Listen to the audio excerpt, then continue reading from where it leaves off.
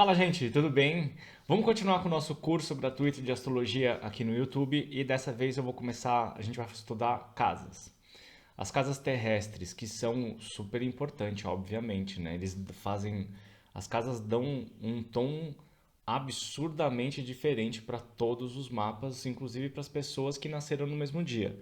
Uma pessoa que nasce num dia, vai dia 8 de maio, às 7 horas da manhã, tem uma personalidade completamente diferente de uma pessoa que nasce hoje às 5 horas da tarde.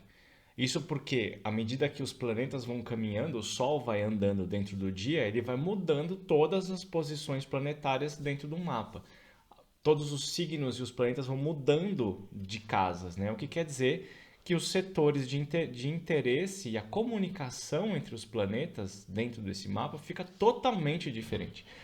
Então as casas são super importantes e a gente precisa prestar atenção em alguns detalhezinhos que deixam as pessoas um pouco confusas na hora da identificação dos planetas nas casas e qual signo que está mandando em tal casa. Eu vou mostrar para vocês aqui como que a gente vai fazer para identificar cada um desses pontos.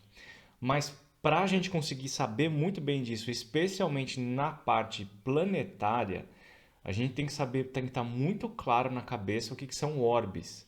Então eu vou deixar no card aqui em cima um vídeo o link que leva vocês pro vídeo que eu expliquei o que são orbes planetárias, tá? Então, chegou nesse ponto, você não sabe o que são orbes, volta para esse vídeo aqui, assiste isso aqui, depois você vem para cá, faz as suas anotações, vem para cá depois, porque senão você não vai entender essas coisas aqui que eu vou falar, tá? Segunda coisa que eu tenho para dizer, eu vou aproveitar e vou indicar para vocês um livro que é super legal, que eu usei assim, nossa, ficava na minha mesa o tempo todo quando eu estava começando a trabalhar, a estudar e trabalhar com astrologia, que é um livro que é super simples de ler, ele tem uma linguagem super bacana e ele traz ele ajuda a cimentar o conceito dos planetas nas casas, inclusive o que são as casas, como que você pode dividir o mapa em setores diferentes e tal, tá? Esse livro chama, bem famoso esse livro aqui, chama As Doze Casas, é de um astrólogo que chama Howard Sasportas. Ele é um cara que trabalha bastante em parceria com Liz Greene, né? Liz Greene é uma das maiores autoras de astrologia da modernidade, né? E ele também tem muitos livros. Já faz décadas assim que eles têm muitas coisas publicadas. E se você não conhece, vale a pena conhecer os dois. Aliás, se você não conhece Liz Greene e Howard Sasportas, tá faltando coisas aí na sua leitura astrológica. Então vai procurar que é super bacana. Inclusive, quer ver? Um dos livros mais legais que eu acho da Liz Greene é um que chama Saturno. É só Saturno. É muito bom. É realmente muito bom. Então procura essa galera aí que vai fazer bastante diferença no seu conceito. E esse livro aqui ele vai ajudar muito você a entender o que são as casas e como que você interpreta cada um dos planetas em todas as casas. Usa esse livro, toda vez que você estiver estudando, fazendo mapa para alguém, usa esse livro, deixa esse livro do seu lado e usa ele para tirar todas as suas dúvidas e para encontrar o caminho de explicação das coisas ali, tá? Bom, vamos falar aqui sobre casas então. Primeiro, existem muitos sistemas de cálculos de casas, tem muitas técnicas diferentes. O mais famoso deles é um que chama Plácidos, que é o que a maioria das pessoas usa e que eu uso constantemente. Então, eu vou falar o embasamento do que eu estou falando aqui serve praticamente inteiro para Plácidos, serve para os outros também, mas eu estou usando como exemplo aqui para vocês. Eu vou sempre deixar um mapa nesse sistema de casas, tá?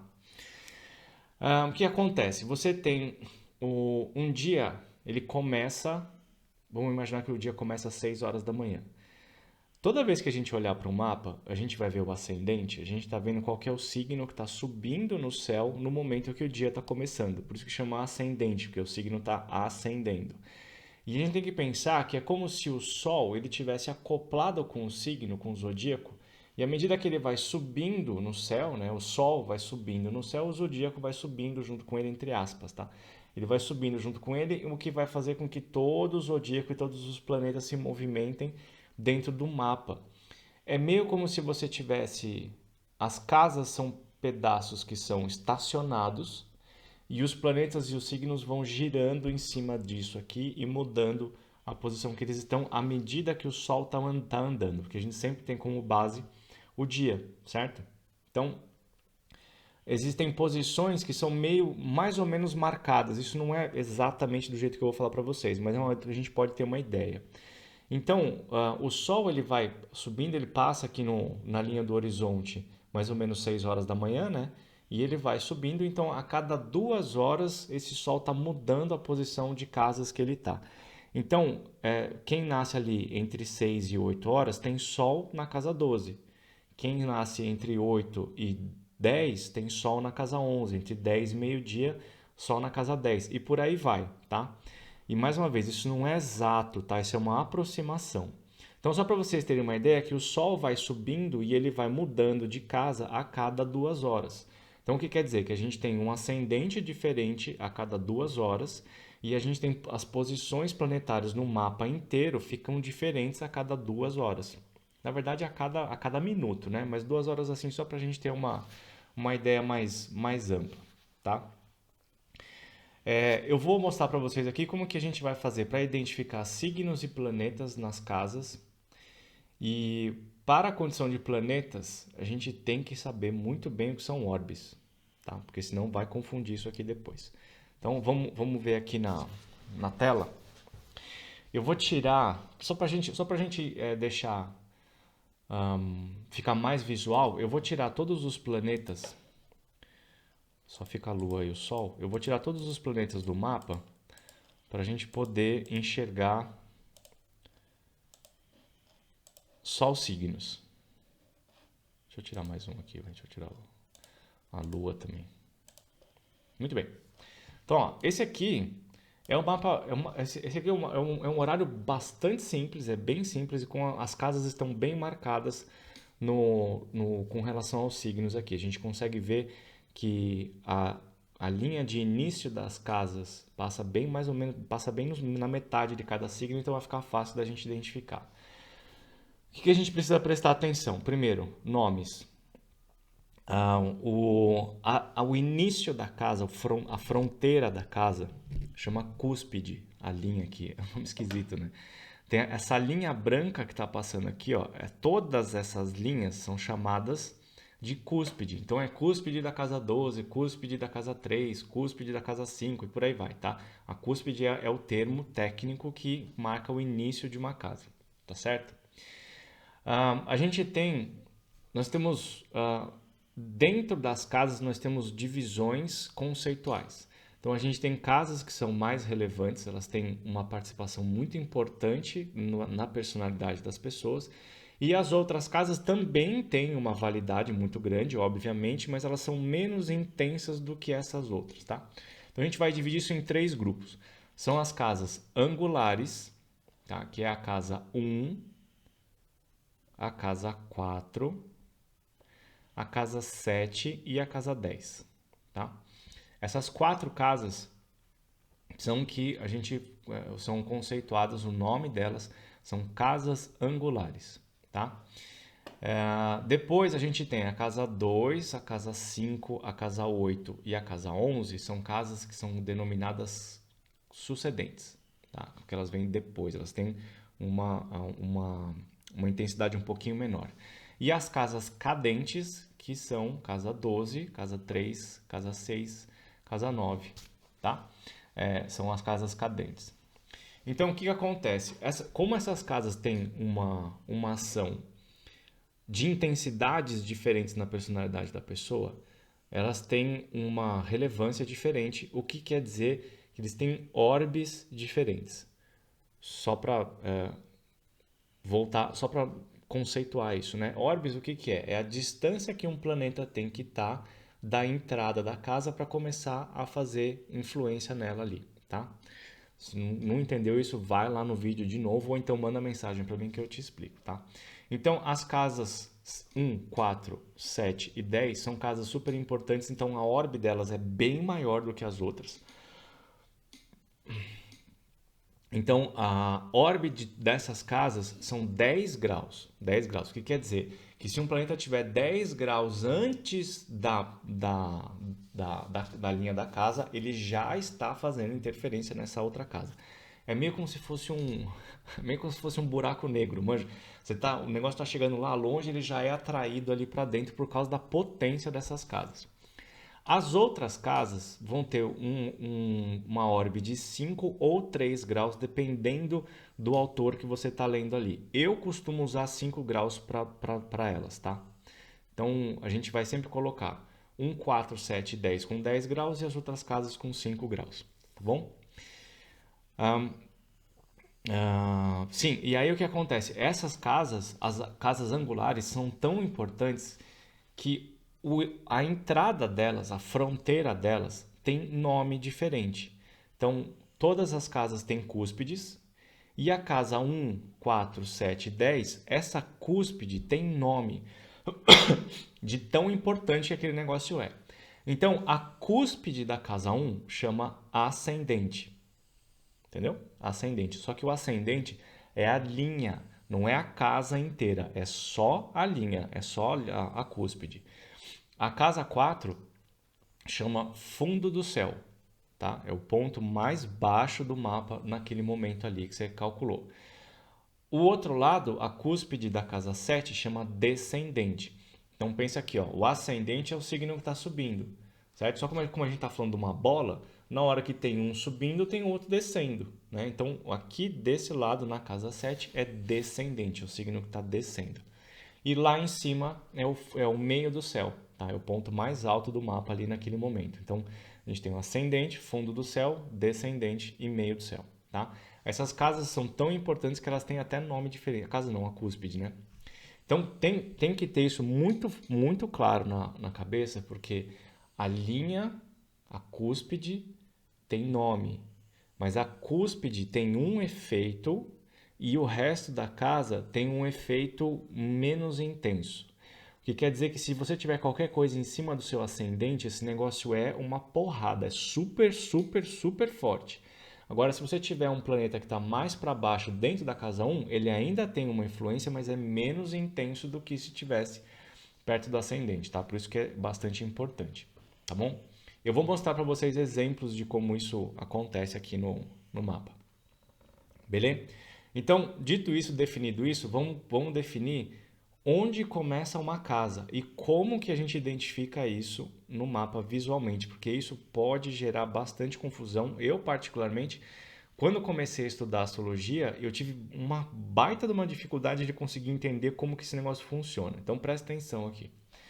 Ó, a casa começa na linha, tá? Naquela linha ali, dali para baixo é que a casa começa a existir, tá? Então eu vou pegar o exemplo aqui, ó. Vamos pegar do ascendente mesmo aqui, ó.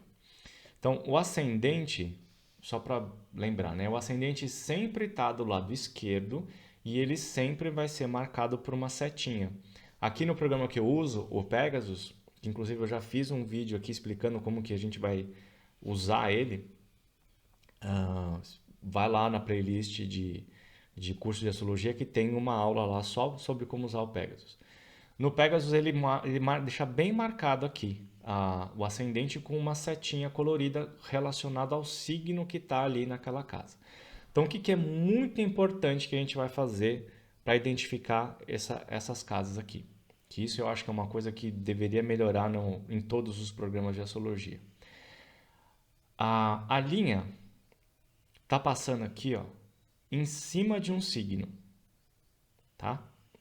Então, o signo que manda nessa casa, que é o signo que está nessa casa, é o signo que passa bem junto, bem embaixo da cúspide da casa, tá? Então, vamos pegar um exemplo aqui em cima, ó, casa 9, ó, casa 9. Então, a linha de começo da casa 9 é essa aqui, e ela tá passando bem em cima do signo de Touro, tá? E aí o que confunde as pessoas? Se eu olhar para o Pegasus aqui, eu vou ver, eu vou buscar, eu vou falar, qual que é o signo que está na casa 9? Aí a pessoa vai olhar aqui, ó, vai vir buscar o número 9 aqui em cima e imediatamente ela vai olhar para baixo e vai identificar o signo de Gêmeos. Só que não é o signo de Gêmeos que está na casa 9, é só o número que está nessa posição. E é por isso que confunde muito. O que eu vou ter que olhar é o início da casa e o signo que está junto da linha e não perto do número. Eu acho que esse número aqui, na posição que ele está, ele confunde muito. Esse número tinha que ficar em cima da cúspide, tá? É por isso que confunde todo mundo. Cara, isso aqui é batata. Você começa a estudar astrologia, você faz uma baita de uma confusão com isso aqui. Então, toda vez que eu vou identificar o signo numa casa, eu vou olhar para a eu vou olhar para a linha e vou ver qual que é o signo que está junto dela. Não olha para o número. Se você olhar para o número daqui, você vai se confundir, tá? O Pegasus é muito bom no sentido de o quê? Se você coloca o cursor em cima de um ponto, ele vai abrir uma legenda e ele vai te dizer o que está acontecendo ali. Então, se eu coloco o cursor em cima do número 9, ó, ele abre uma legenda dizendo casa 9 está a 20 graus de touro e 31 minutos. Tá? É isso que quer dizer essa legenda aqui. Então ele não está em gêmeos, está em touro. Tá certo? Muito bem. Então aqui eu consigo identificar porque o signo, a cúspide do signo, a cúspide da casa está passando bem no meio de cada signo, né? Então dá para identificar bem facinho. Só que pode acontecer outras coisas aqui. Eu separei outros mapas para a gente ver. Esse aqui a gente vê depois. Então, olha só. Aqui nesse outro exemplo, deixa eu tirar os planetas também para poder ficar mais fácil.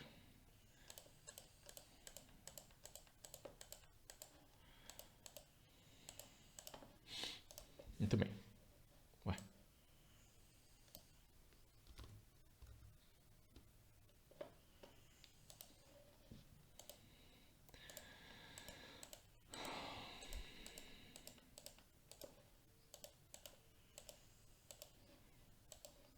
Pronto. Então, olha só. Nesse exemplo aqui, a gente dá até as casas um pouco diferentes. Uma coisa que é muito importante, o sistema Plácidos não gera casas que são simétricas, elas são diferentes, elas têm tamanhos diferentes aqui, como a gente vai ver nesse mapa e no próximo exemplo que eu vou mostrar para vocês. Então, o que a gente pode ver aqui, ó, na casa 12, a gente tem a cúspide da casa 12 começando mais ou menos no meio do grau de Virgem ali, né? No meio do signo de Virgem.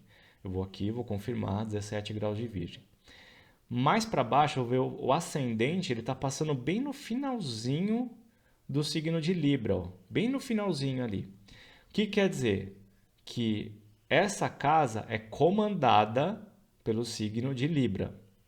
Uma coisa que as pessoas confundem também é falar assim: ah, mas só tem um pedacinho de Libra aqui, o resto é tudo Escorpião. Quem manda na casa é o signo que está junto da cúspide. Tá? Aqui para baixo está acontecendo a mesma coisa, é mais intenso ainda. O finalzinho da casa, o começo da casa 2 está em 27 graus de Escorpião. Ó. Tem só um tiquinhozinho assim ó, na casa. O resto é tudo Sagitário. Aí você pode pensar, ah não, mas e quem comanda a casa é Sagitário? Não, não é. Quem manda na casa é sempre o signo que está na entrada, juntinho da cúspide da casa. Tá? Então aqui a gente vê bem no finalzinho tem Libra, aqui bem no finalzinho da casa, bem no começo da casa 2 tem o finalzinho de Escorpião, na casa 3 tem um pedacinho de Sagitário, e aí depois pode ver que a cúspide da casa ela vai mudando de tamanho, né? A casa 1, ó, a casa 12 é grandona, a casa 1 já é marromeno, a casa 2 já é um pouquinho menor, a casa 3 é super pequena, ó, bem pequenininha. Né? Então aqui a gente vê que o signo de Escorpião está bem no finalzinho e aqui no início da casa 4 a cúspide já está no meio de Capricórnio. Então a gente tem essa variação de casas ali. Mas o que é mais importante, independente do tamanho do signo que tem de um lado ou do outro, quem manda na casa é sempre o signo que está junto da cúspide da casa, tá? Beleza? Tudo bem? Eu vou mostrar para vocês um outro exemplo que é raro de acontecer, mas não é tão raro assim, tá? Mas acontece algumas vezes. Que é esse mapa aqui. Deixa eu mais uma vez tirar os planetas aqui da frente para poder ficar fácil a identificação.